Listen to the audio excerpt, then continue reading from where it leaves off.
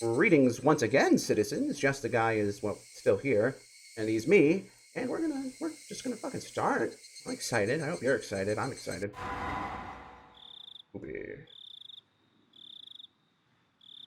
Meakashi, beloved cutthroat. Eye-opening chapter. Welcome to the world of Higurashi When They Cry Kai. We've finally reached the halfway point. From the viewpoint of the protagonist, try to find the truth behind the tragedy that unfolds. The difficulty is very high. It won't be easy to comprehend the motive of the perpetrator. Ooh. Alright, guys. My neck looks kind of thin without a scarf, doesn't it? Oh well.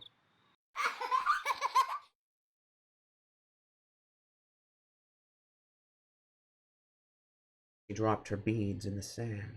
The girl cried. For 100 years, the girl searched. They might be in the ocean, not the sand, so the girl cried. For 100 years, the girl searched the ocean. They might be in the mountains, not the ocean, so the girl cried. How many years? God, I was reading that. They might be somewhere else, and the girl probably kept crying.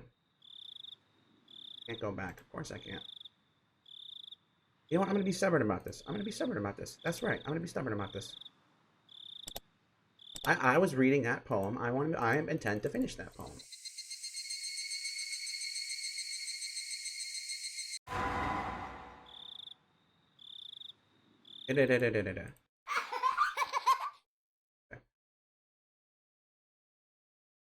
Come on. They might be in the mountains, not the ocean, so the girl cried. How many years will pass before the girl wonders if he really dropped them? Rika.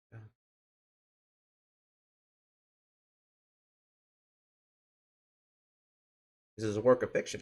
So by beads, does she mean she lost her marbles? Is that the idea, or am I just thinking too much? Anyway, 7 keys were attached to the keychain. Without knowing which key was the correct one, I had to go by instinct and try every key, one by one. On average, I'd reach the correct key within 3.5 attempts. I'd be fortunate if I could open the lock within the first 3 keys.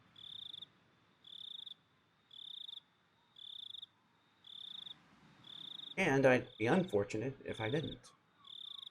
I had to think of the worst case scenario, getting the right key only on the very last attempt. I fought with my nervousness. My head ached from it. Oh yeah, let me turn the volume back up a little, just a teeny tiny bit, because I don't think hopefully we won't run into any weirdly loud tracks like we had in Tsumi Horoboshi. No, it was Hino Tsubushi. Tsumi Horoboshi is next, isn't it? Anyway. I put the key in and turned it. Put the potato chip in and ate it! I just needed to repeat that small procedure several more times, but I couldn't stop shaking. Damn. But a 3-year-old kid can do something this easy. So, am I more childish than a 3-year-old? Whatever. I don't care if I'm clumsy. I just need to try all these keys. Even in the worst case scenario, the lock will open on the 7th try.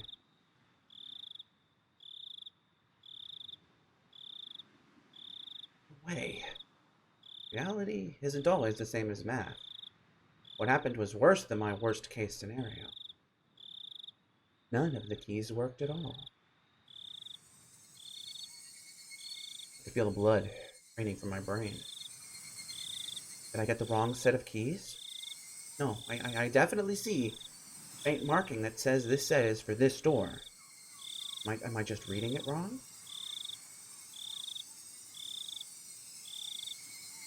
Should I go back to the key cabinet and look for the right one? That would mean a great loss of time. Just by being here, I'm already risking so much. Something that could ruin everything might happen at any moment. If I can't open this lock, I have to go back to the administration office?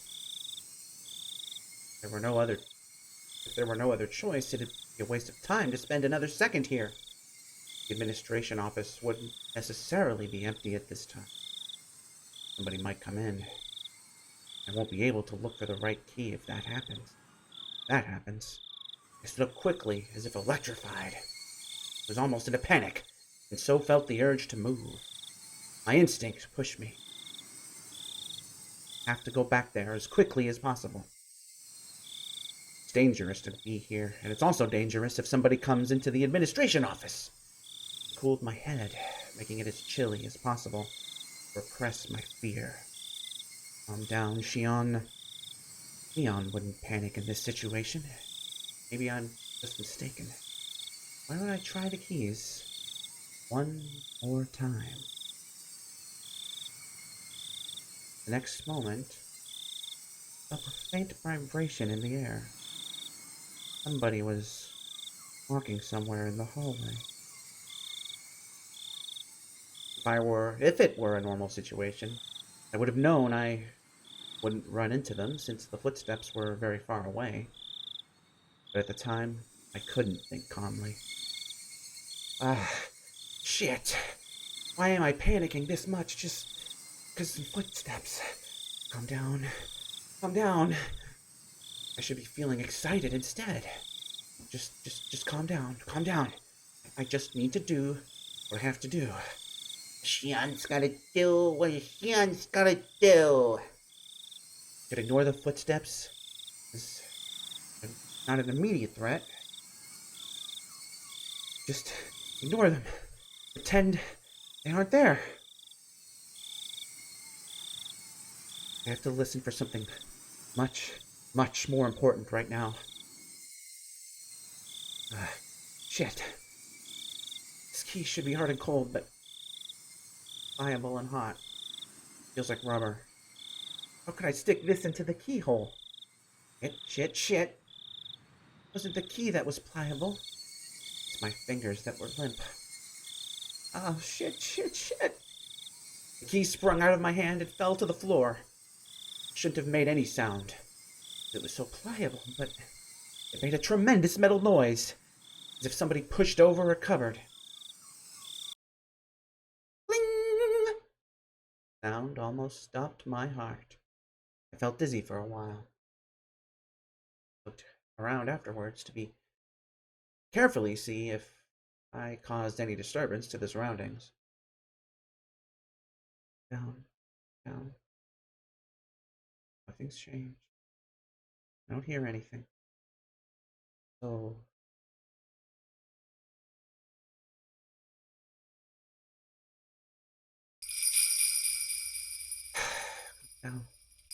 calm down. Wait. Hear anything? What are those footsteps in the distance? Calm down! Are they looking for me after they noticed the sound? Oh, shit.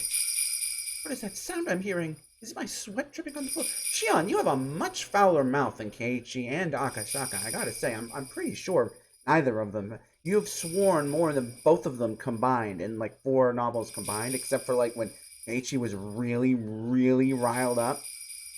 And he was like killing a dude at that point. So, you know. Shut up! I hear the sound of my sweat. Calm down. Calm down. Calm the fuck down! I have to clarify. This isn't a prison or a detention center. I do feel like it is a... I know where she is. This is a pretty good thing to point out that this is the immediate thing. This is the first thing she says about describing where she is. It's a private school. You know what? I know this is, starting off in a bad place, but, not a normal one, though. It costs a fortune just to get in. It's a boarding school that provides education from elementary school to university. Being for girls only, rather than a school, you could say it's a factory that manufactures ladies. Sorry, I'm being annoying. Some of my classmates here have never even used public transportation. Really, it isn't normal. I'm going to be annoying about this, actually. for a second, because somebody we know very well apparently really, really likes this place. Dreamed of it even, to the point she turned out to be a real bad friend.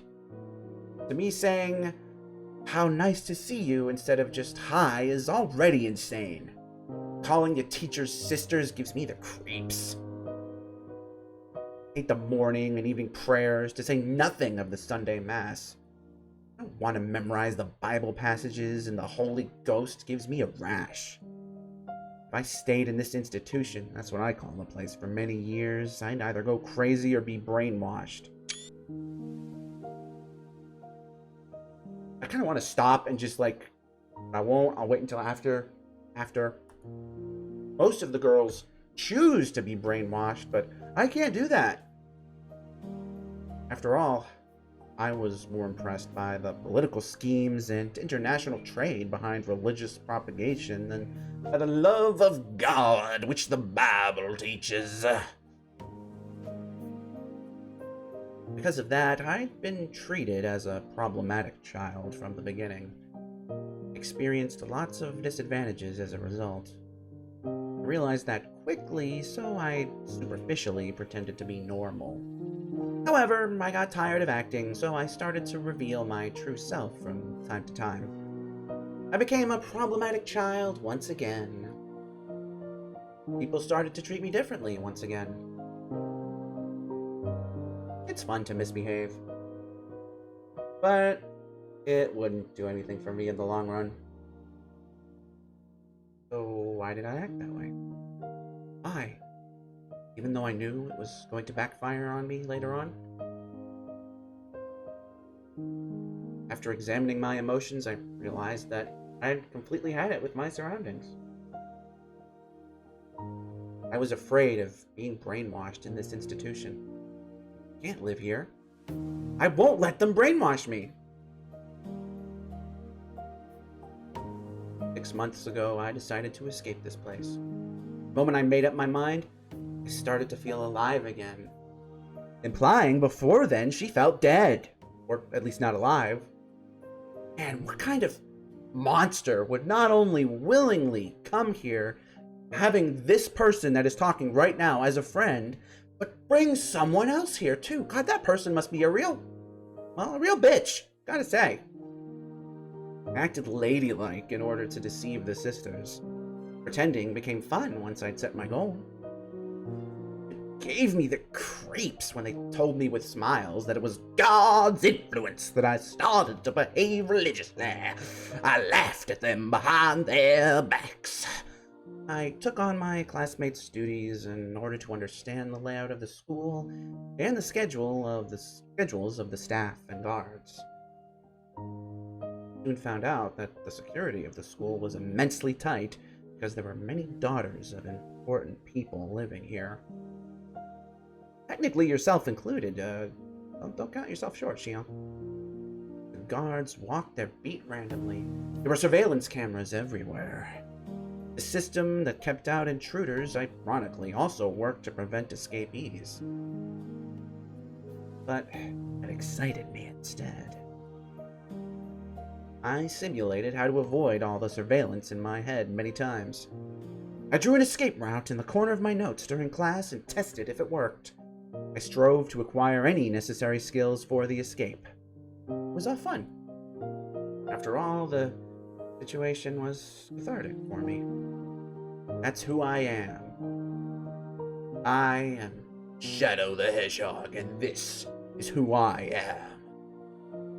No matter how hard they tried to brainwash me, I'd never change. You know, I should probably just... This first chapter of Meakashi in particular is probably gonna... I'm gonna shut up. This is about Sotsu and Goal. Okay.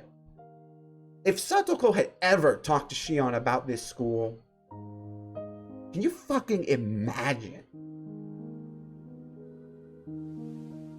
I'm just saying. Seriously. What the... If not, what the fuck was Rika thinking? What the fuck was anyone on the staff thinking, making this school the one they go to? You know what I mean? Anyway, I'm not trying to stop ranting about that. Or not ranting, I guess. I mean, by the way, I mean, I did just spend like 20 minutes on Twitter about that ranting, despite the fact that my arm is fucked. But anyway, I'm gonna shut up now. I've been waiting for the moment of my escape, preparing physically and mentally. First, I needed the courage to escape.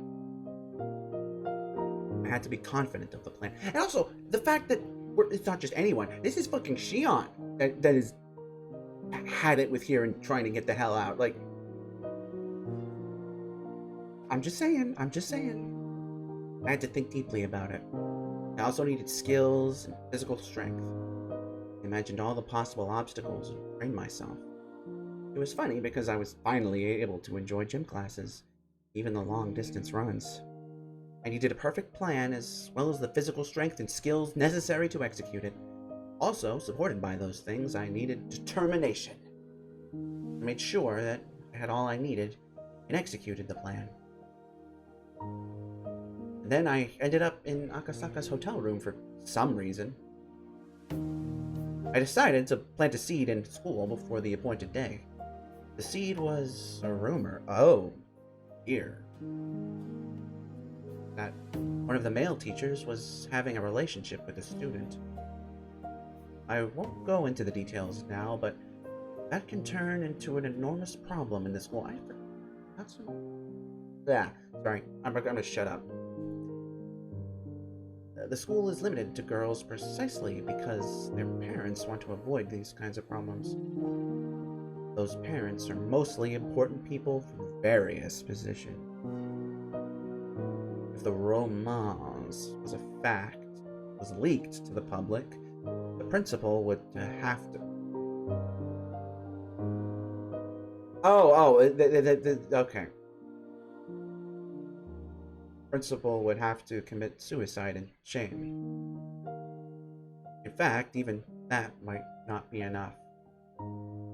If you still don't, well, I'm just in the world of girls, rumors spread fast, especially when they're separated from boys and are obsessed with dirty thoughts. So this kind of rumor goes around really quickly. The sisters try to get rid of that kind of rumor, and they warn the students not to be swayed by it. But apparently, they're the ones who are most swayed by these rumors. This means that I managed to make them furtively deal with something shady without contacting families or the authorities. So, if I disappeared in these circumstances, it looked like I ran away with some teacher. Ah, yes, a brilliant plan, Shion. All the male teachers would deny it, of course. However, the school wouldn't believe what they said so easily. After all, there's a dirty rumor going around. You are a crafty lady. By the time the school finds out about my escape after they eliminate all other possibilities, I'll be somewhere safe.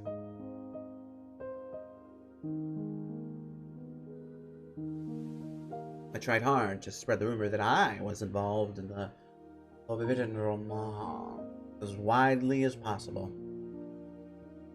The sisters questioned me a few times, but since the romance was something I'd made up, they couldn't find anything. No matter how hard they tried, they couldn't find any evidence. After 3 months, I was certain that I created a solid foundation.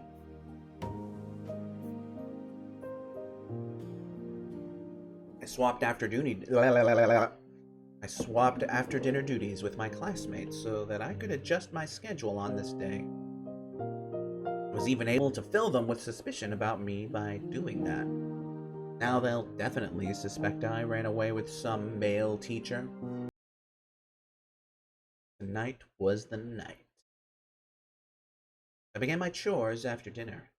After lights out, somebody will find out about my disappearance.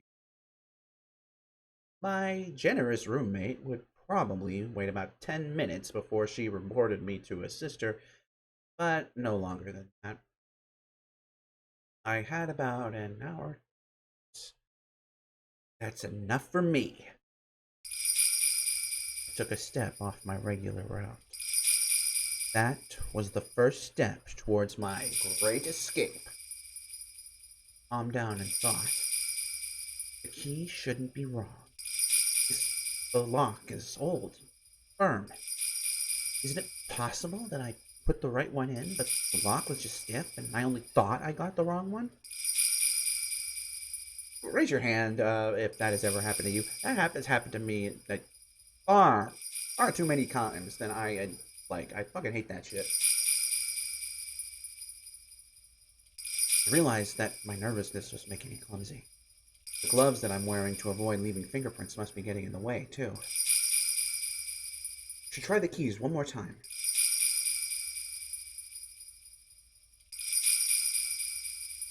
Picked the most probable one and gently inserted it into the keyhole.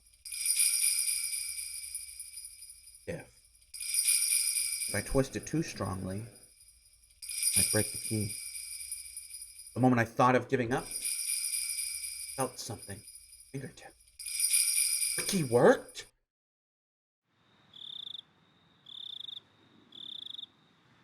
I slowly opened the door, got on the floor, and heard some crickets. Letting down 1 million viewers. I don't have to hesitate now. Somehow I'm reluctant to step outside and still make excuses up to this point. Might look awkward, but I still can. But if I take a step outside now, there could be no excuse. The guards find me, they'll take me to the office immediately. There have been escape attempts before. Oh, so you say you're not the only person who has attempted to escape from this place, who has had the desire to escape from this place? My word! I had to believe that's deserving of a thought later. It's not strange. I don't think I'm the only heathen here. Oh, my word! It's understandable that there have been people before who couldn't fit in this place. There is, and yet there's some kind of horrible people that would willingly drag their friends here under the false pretenses that they would help them, only to abandon them. What kind of monsters would do that? So the school is well aware of the possibility of escapees. I've heard rumors about what happened to those who were caught while attempting to escape. I don't want to believe any of those stories. There seems to be some sort of capital punishment as well. Oh my word. See, all the school's horror stories involve students who attempted escapes.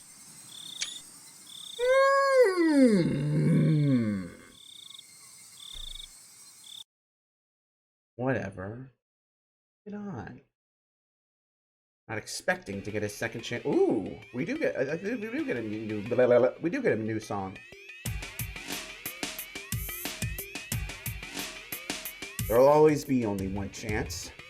Things get serious beyond this door. I psych myself up and push the door open. Oh, I like this. A strong smell was hanging in the air. Is that normal for the outside? I'd never smelled this strong, grassy smell before. Is there something going on? Do I have to be wary of it? Should I go back and wait for another chance? That's silly.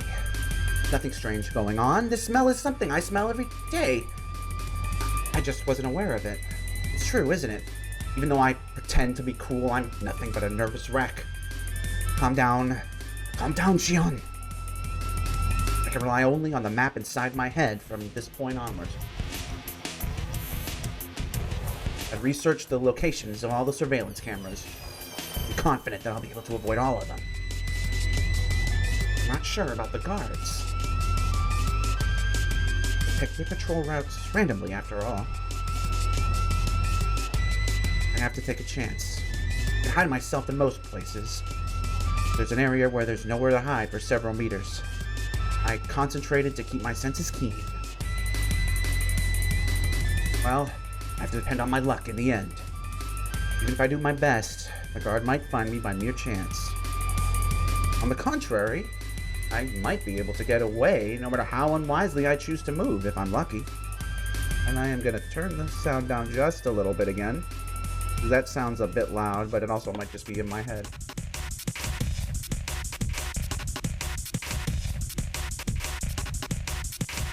Damn. After all that effort, it just boils down to luck? Well, this is a gamble after all. When I realized that, I got excited. Yes, this is a gamble. I'm trying my luck. This is a game to test the determination to change my life. If somebody failed to escape from this school, that meant they didn't have enough luck to survive in the real world. But I'm different. I'm going to get out of here. I'm testing my luck. Here goes, Shion. I ignored the noisy bugs and concentrated only on suspicious sounds. I heard no threats. The loudest sound wasn't the bugs, it was my own heartbeat. Crunch. Even my own footsteps were so loud they could break my eardrums. With each and every step, my overactive imagination tormented me with premonitions of unexpected run-ins with the guards.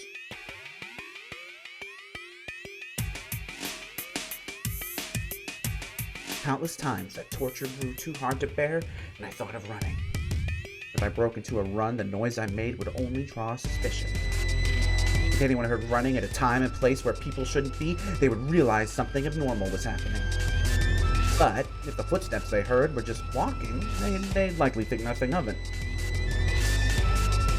Of course, I don't plan on even letting them hear those footsteps. I tried to extend my senses to get as much information as possible. I didn't sense anyone's presence. I might have felt safer if I heard a guard in the distance. I'm worried that my senses might not be keen enough to detect anything. Somebody might be right behind me. Not me being aware of it. I didn't want to make any noise, so I stopped from time to time. It's like I'm constantly fidgeting. To stop or to run. Something within urged me to choose from either one. I can't choose to stop. I have to keep going, quickly and stealthily. I'm already risking so much just by being here. Running, of course, would be absurd. I know that. The urge to run continued to bug me. My head was filled with those thoughts as I went through this dangerous territory. I succeeded in passing through without running into anybody. I couldn't help but sit for a moment and exhale the rotten air from my lungs. My negative thoughts vanished quickly.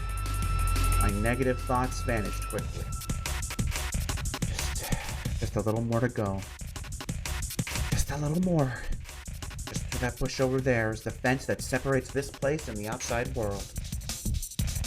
Once again, I strongly felt the urge to run. I suppressed that desire and carefully tackled the final step.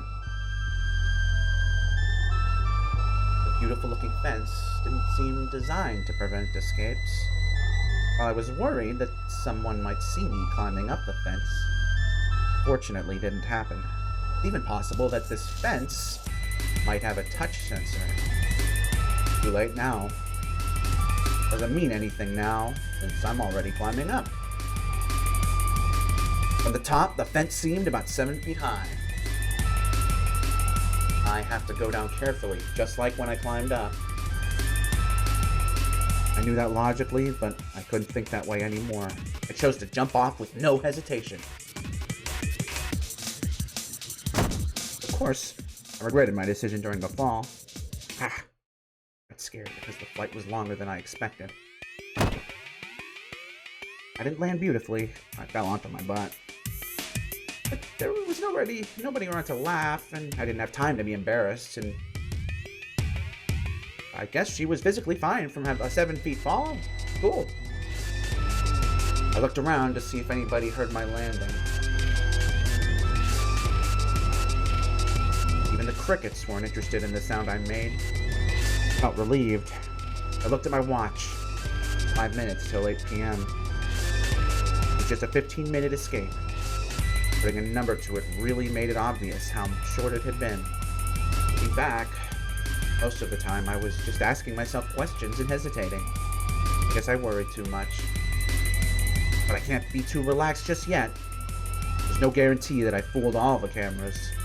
This place isn't a bank. There won't be a fire alarm going off even if the guards did see me. It's possible they're rushing this way right now. I can't enjoy the air of freedom yet. I hid myself in the darkness and waited. There's still time left until the rendezvous.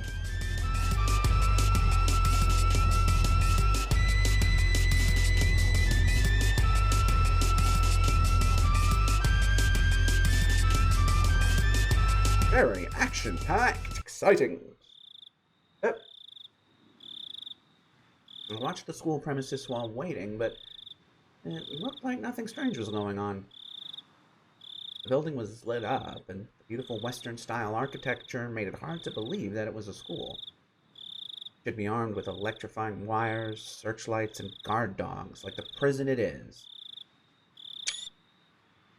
I thought I'd experience a surge of school memories in a situation like this, but it didn't happen. That sort of thing only happens when you have good memories. I have no good memories of this school, so there's nothing to remember. But if I could pick a series of images to recall, it'd be the luxurious dinners we had every night. So, my memories would be nothing but international cuisine. Japanese, Chinese, French, and so on. What the hell? That's just too funny. I burst into laughter. At that point, I heard a car approaching. I crouched in the darkness. Crouching Shion, hidden... I won't say it. You know, the plate number is the same as I was expecting. 420-69-69. That's the car. Hell yeah, motherfucker. I jumped out and rushed to the passenger side, then opened the door and got in. Ooh! Kasai gets a Sprite now. Nice to see you, Yon-san. The driver was a man of early old age. The fuck? That's how you would describe him? Even Oishi doesn't get called that. Like, I think she's always like middle-aged. I mean, is that early on? Alright. He'd be angry if he heard me say that, though. He thinks he's still... Oh, well, there you go. He's still middle-aged. Oh, look, he's grinning! He looked at my face and learned that I succeeded. Smiled. Oh, well, I guess he did used to babysit the twins when they were kids, so... Well, I mean, Oishi could have done that. The air feels so fresh. I want to eat a burger for a start. I heard they serve excellent food in the school, but I suppose you were served nothing but gruel, huh? Oh, no way, dumbass. I was just kidding. Step on the gas if you have time to laugh at me. As you wish.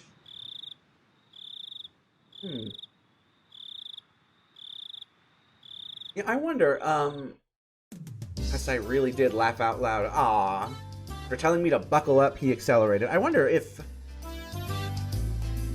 the... I don't know if this makes me sound old. The uncouthness is a Shion thing, or if were we to have a look inside Mion's head from Mion's perspective, it would be a Mion thing as well. I mean, I'm not going to talk Sotsu and Go anymore, so I won't go where I was about to, but it would be kind of interesting if, like, while Mion was becoming Little Miss Yakuza Princess, Shion was off becoming a rebel that swore like a sailor. That's kind of fun. The cathedral-like school disappeared from the mirror in an instant. Disappeared so quick that I didn't have time for a surge of dinner memories. Goodbye, my lovely school days. I'm going to fill my stomach with junk food from now on. I'll forever be free from the table manners you taught me. Ha ha! Serves you right.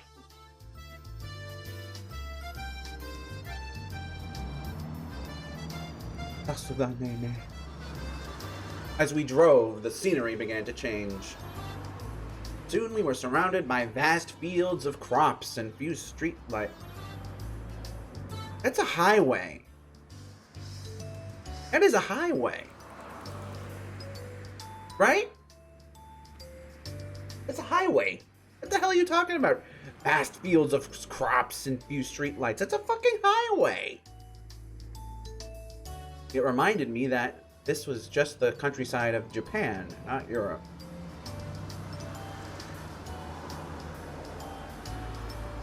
Shion, are you sure you didn't hit your head when you fell, not your butt? Are you hungry? Would you like me to stop somewhere to eat? That's okay, I already ate. I lied.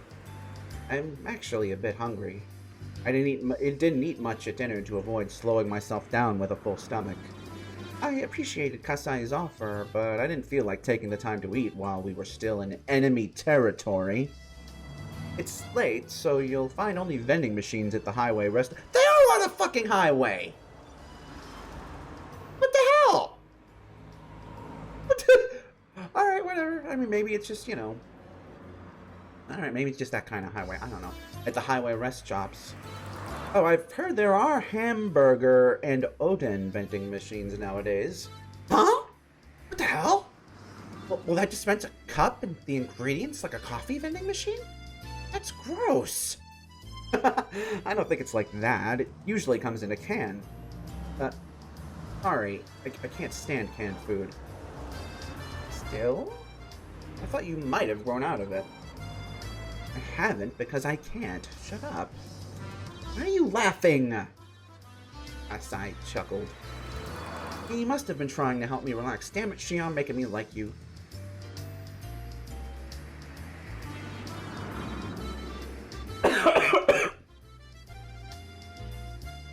He isn't usually so talkative. Oof, that went down the wrong way.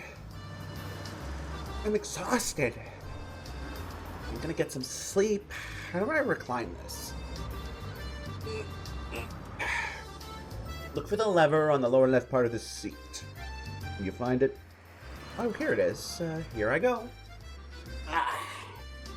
Kasai laughed again. Did I do something funny? No, just the way you talked sounded like Mion-san. Well, obviously, Mion and I are identical twins. We're perfect copies of each other. When I react to something, so will Mion.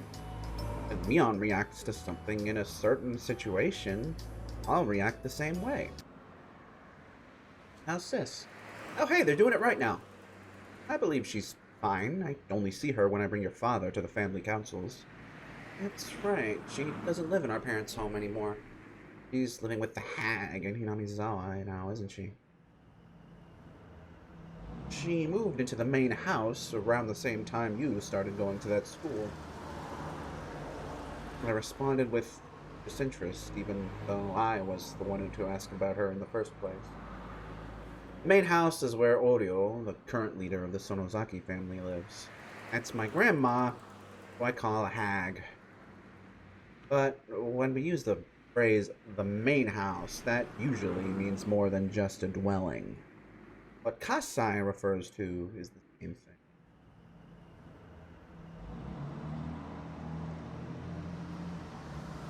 Did she change? You mean Mion-san? Yeah. I think she has to have changed if she's living so closely with the hag. Kasai chuckled yet again. He knows I hate my grandma. I haven't noticed any changes. She's still the Mion-san you know. What about me?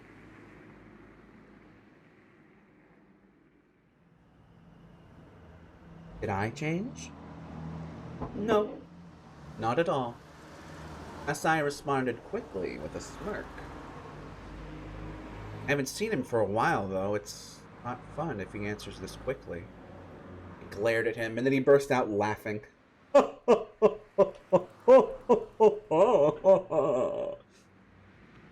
haven't changed at all. That's admirable since you've been in such a strict school for so long. Damn it. Have as much as you want. I'm going to sleep. But, baka! There's a blanket in the back. Please make use of it. Thanks. Grabbed the blanket and rolled up in it. I'm exhausted, but I can't go to sleep. It's strange. Or maybe not. Must be tired from the escape. Just that I'm still feeling tense. So I have to declare it once again, if only to calm myself. I'll say it in red. I'm sleeping. Totally am. Alright, it's the third time you said that. Do I have to give you permission to sleep? You're talking too much. I can't go to sleep if you don't quiet down. I apologize, princess. I'll keep quiet now. This interaction with Kasai reminded me of the old peaceful days in Okinomiya. Well, I don't really know if I can call those days peaceful. We were in the middle of the dam protests back then, after all. We all united together, and now that I think about it, we pulled a lot of pretty dangerous stunts. If the authorities ever found out what I did, I'd never escape going to juvie. Well, at least half the people in Hinamizawa would be off to prison. We didn't think of them as criminal acts, though. Despite what I would later come to tell a certain someone a few chapters back. It was a war. It might also have been a festival. A festival where every person in Hinamizawa joined together in protest. It was a struggle, but it was also fun. It was fun to throw stones at the SWAT team with everybody. Hit ourselves in somebody's home when they chased after us. We'd even go crowd around the police station, demanding the release of our arrested comrades. When we snuck into the construction site and sabotaged it, it felt like we were playing at war. It felt more like we were playing at war than conducting one. I got so excited back then. I felt united with my fellow members, even though they were strangers to me. And that memory warms my heart. Yes, the way it felt back then was like helping everyone carry a sacred palanquin to the village, getting all sweaty and exhausted together. We all collapsed face first on the ground, shared our excitement and cheers, unfamiliar faces over tea.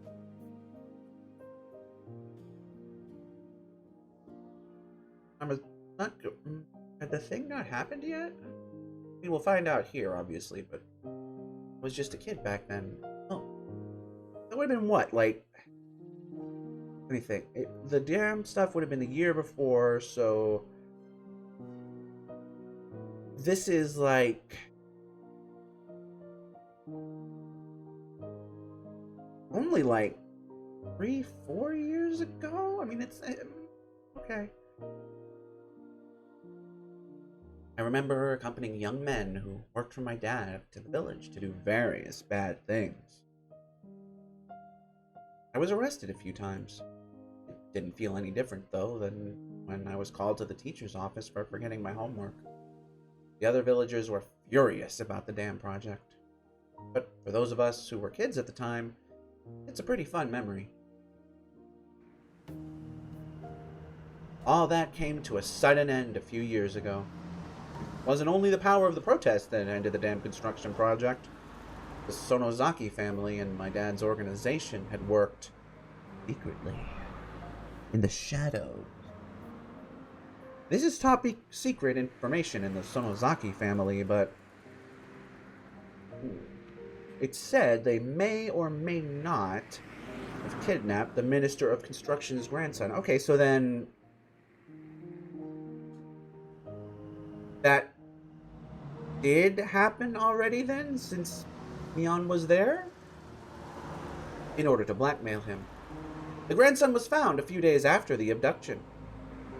He was found in the mountains of Yagochi. He didn't simply disappear, and he wasn't demoned away. That means some kind of deal was made secretly. A year after that, the dam construction plan was halted indefinitely. The police suspected the villagers' involvement and investigated. They couldn't find any leads. The villagers never betrayed each other. They'd do anything to protect their fellow man. Oh, well, I guess I'm gonna shut up. They fabricated fake alibis and fake evidence. It was easy to deceive the police.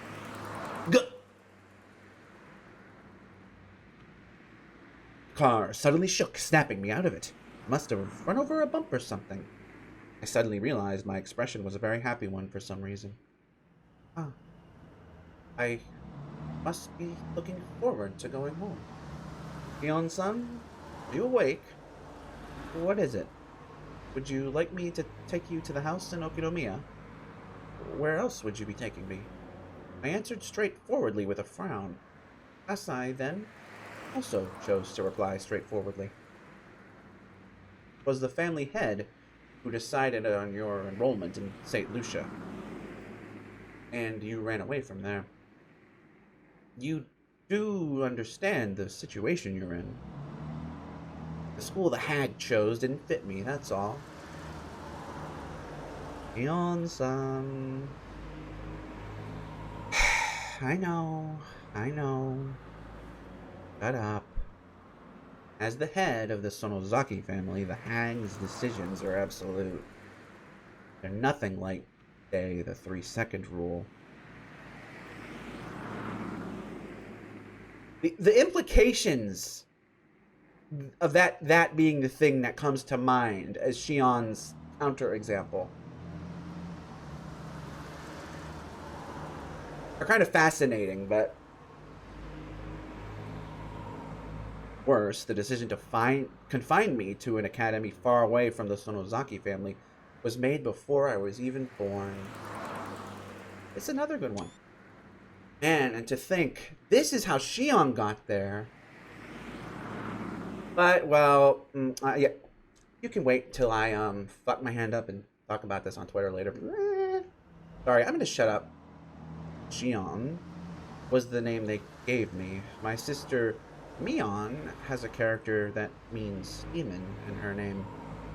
That was to signify that she is the successor of demons. In other words, she would be the successor to the Sonozaki family and its demonic bloodline. My name, Shion, has a character that means temple in it. It means that I was destined to take the veil and be confined in a temple. Thinking of that reminds me how much I hate this name of mine. For starters, the person known as Shion is an abominable being to the Sonozaki family, because it meant the family had 2 heirs. I don't have to cite the countless historical examples to explain. It's easy to imagine how that could prove troublesome for succession. According to our long-held family traditions, one of the twins was to be strangled to death right after birth. Unbelievable, isn't it? What that means is that I have to be grateful just to be alive and breathing to this day. I heard the hag actually put her hands around my neck right after I was born. I don't know what exchange took place in that moment. Maybe some brave relative of mine managed to get her to stop. Or maybe she was in an extremely good mood that day. Don't try to strangle me! We're twins. There are no apparent differences between us. But the first one out of my mom's stomach was named Mion, and the second one drew the short straw and got named Shion. Everyone else was desperate to tell us apart, but we sisters just found that awfully ridiculous. There wasn't any difference between us. No one could tell us apart, even if we only swapped hats. We wondered why all the grown-ups were trying to see the differences. Well, our fun as twins didn't last forever. One day, they created an undeniable, clear distinction between Mion and Shion. Mion went to the main Sonozaki house to live with the hag and to learn how to become the successor. And I was to be confined at St. Lucia's. I have no objections to Sis's inheritance. I used to be jealous, but now I feel that having to learn about and follow the traditions would just make me tired. I even feel sorry for Mion. So, I'm not going to be a threat to the family even if I'm back in Okinomiya, but the hag doesn't seem to think that way. He thinks of me as some kind of evil omen. That's why she wanted to keep me away from her. It doesn't matter to me. I see her face either. I don't care if she doesn't allow me to enter Hinamizawa. She can charge me 10,000 yen per step I take there. But I want her to let me live in Okinomiya, where I grew up. When I was little, I was in Hinamizawa, but I don't remember it much. I'm not very attached to it. I do have good memories of my elementary school days in Okinomiya. The town isn't very sophisticated, but I kind of like it there. If you go back to Okinomiya, somebody from the family will notice you, and then they'll report you to the main house. You worried the hag will hear about me? That might be a problem. I hope you understand the situation. What, Kasai?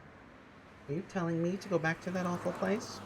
No, I'm not. What I'm trying to say is, you want to know whether I'm prepared or not? I just hope you understand what might happen. Well, I know what you mean. You'll be held responsible for helping me escape if things go bad, right? You should caress your pinky finger while you still can, Kasai, before they take it away from you. You should look forward to being rolled up in a futon and mat and thrown into the Onigafuchi swamp in that case. Maybe they'll send you into the torture room in the garden. I heard there's a big torture room in the main Sonozaki house. I've never seen it, though. I heard they used to torture and kill the enemies of the village in there. Awful, really. I hope I don't end up as a victim of that place.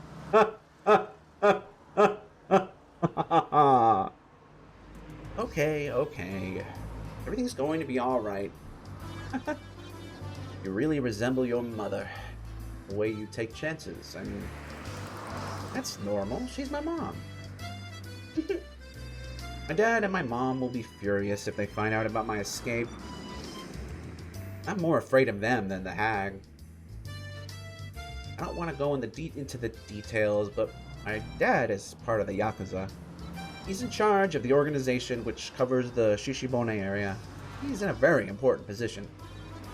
So is Kasai here. He's an old friend of Dad who really trusts him. I don't know if this is true, but I heard Kasai used to be very aggressive, though he's gentle now. I also heard he has tons of scars. He was in charge of a few large areas, but after he was injured badly in a fight, he retired. Now he's my dad's consultant. AKA a drinking buddy. He was my caretaker in my childhood, and now I feel like he's my butler. At first, I thought my dad asked him to supervise me, so I hated him.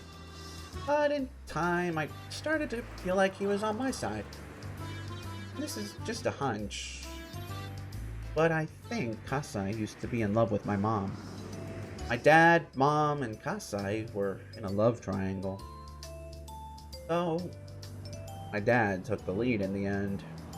Kasai couldn't leave my mom entirely, so he stayed around as my dad's friend. I could tell that from the way he acts.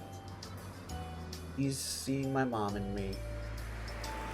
Wait, Shion, this... That's why he says I look like my mom every now and then. Shion... It kind of gave me the creeps at first, but he isn't a bad guy at all. He's actually pretty funny. I only found that out after I got used to him. So, when I thought about escaping, I naturally turned to him.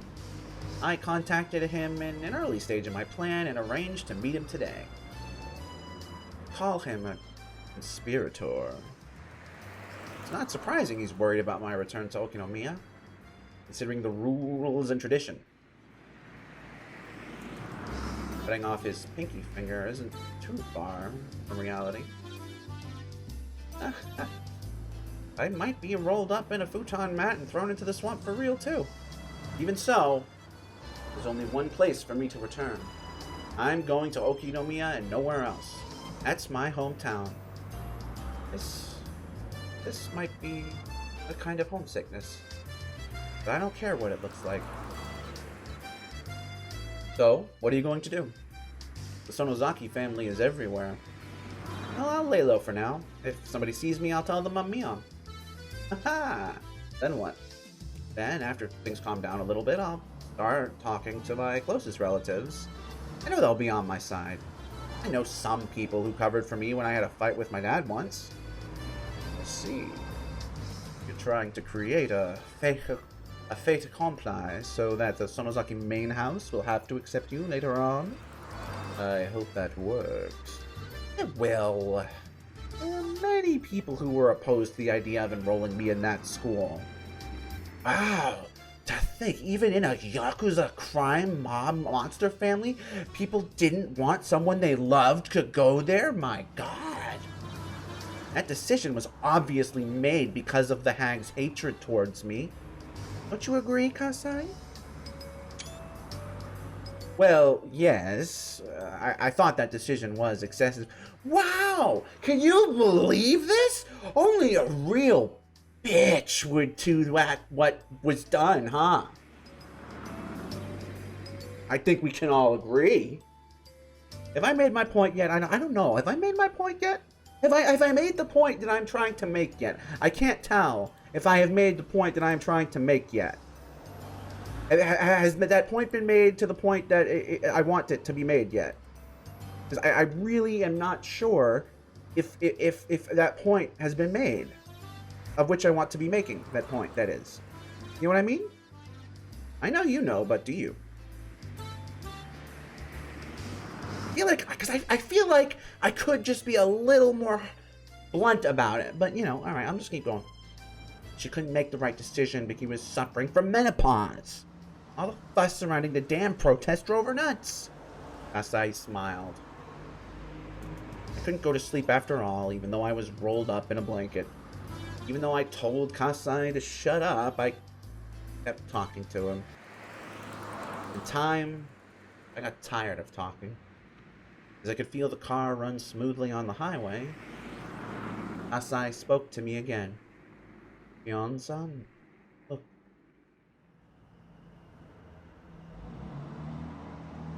I was so tired that I ignored him. I wondered what he wanted me to look at, but I wasn't that interested. Yet, I opened my eyes slightly and saw a sign quickly pass by. Kasai probably wanted me to see that sign. It had an illustration of azaleas around the letters that said, "Welcome to Shishibone City. My hometown is coming right up."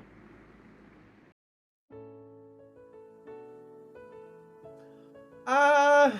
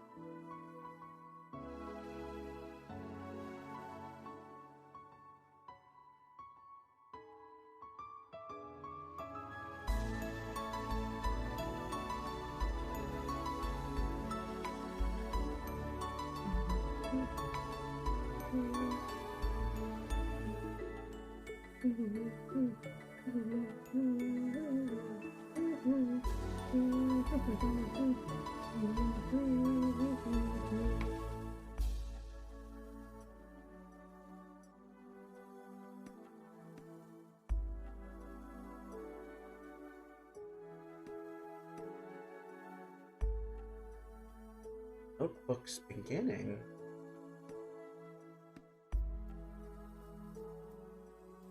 Goodbyes.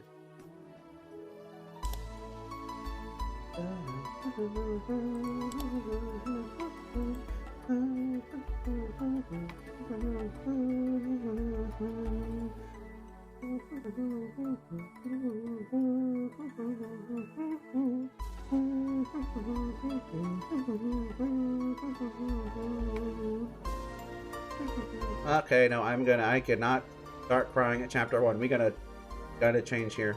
Shit. The Notebooks begin. June 1982. Ojo Satoshi. June 1982. Ojo Satoshi disappeared several days after the Watanagashi festival. There were 3 possible reasons for his disappearance. One possibility is that it was an accident. Dead bodies sometimes end up in irrigation channels a few months after hit-and-run incidents. But since the police did a thorough search of the area and haven't found his body, this possibility seems small. The second possibility is the self-motivated disappearance. Satoshi-kun has been living in dire circumstances. His close friends actually heard him imply he might run away. The police thought he skipped town after killing his aunt. That seemed plausible, considering that aspect. But the police arrested another person for the murder, so this hypothesis must also be considered false. The last possibility is that he was involved in the series of mysterious deaths in Hinamizawa. It is also called the Curse of Oyashiro-sama. He fell victim to it and disappeared. Unless Oyashiro-sama's occult power is actually verified, this curse must be the act of humans. It's only natural to assume that Satoshi-kun was made to disappear by someone's will. So, the question is, whose? The possibilities are quite limited. The culprit is either a member of the Sonozaki family, a member of the 3 families, or one of their many relatives. The police can assume that easily. Really? Really? I feel like there's one very obvious other possibility that isn't there, but okay. I need to think beyond that. Who did it? How did it happen?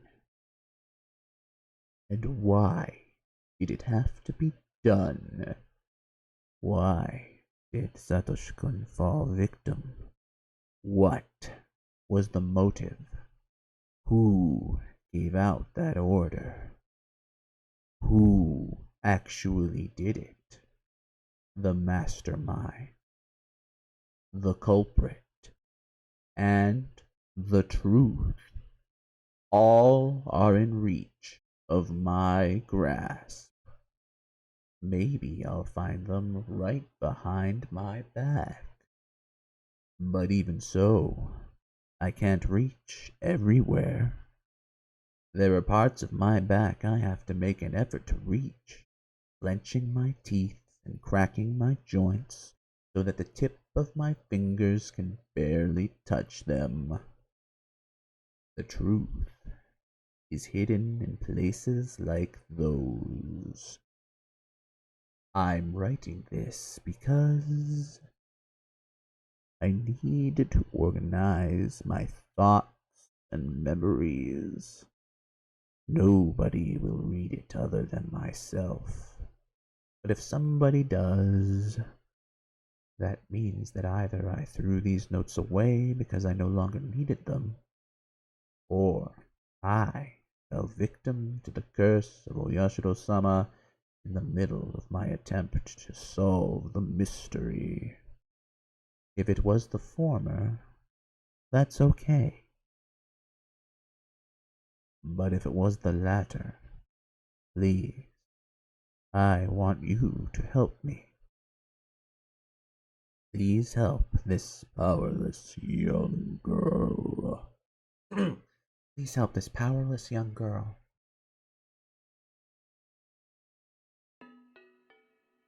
Uh-oh. No, don't start again!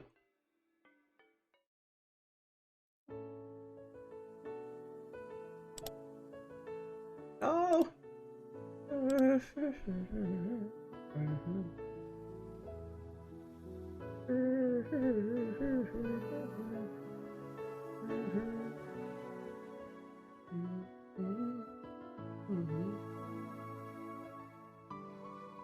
Alright, we're gonna do one more, I think. At least one more. At least one more, yeah.